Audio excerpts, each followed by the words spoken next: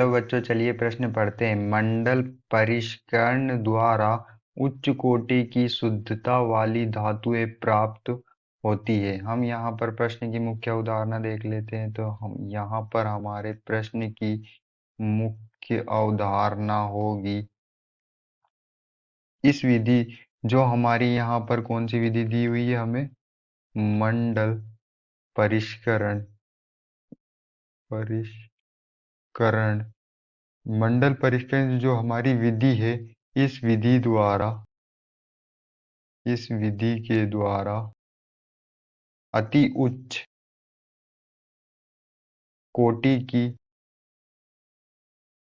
शुद्धता वाली धातुएं,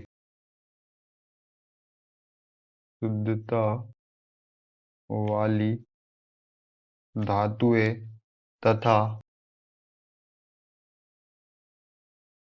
अर्धचालकों अर्धचालकों के पदार्थों को प्राप्त किया जाता है। हमारी यहाँ पर जो मंडल परिष्करण विधि होती है, इस विधि के द्वारा हम अति उच्च कोटि की जो शुद्धता रूप में जो धातुएं होती है, या अर्धचालक जो होते हैं, उनको प्राप्त किया जाता है।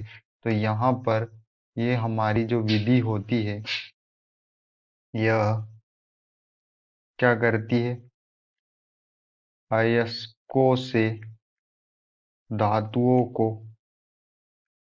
अयस्कों से धातुओं को बिना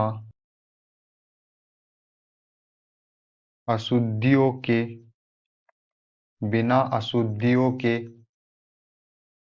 शुद्धतम रूप में, यह जो विधि होती है हमारी, कौन सी विधि, मंडल परिष्करण विधि, अयस्कों से धातुओं को बिना अशुद्धियों बिना अशुद्धि के शुद्धतम रूप में शुद्धतम रूप में धातुओं का निष्कर्षण करती है।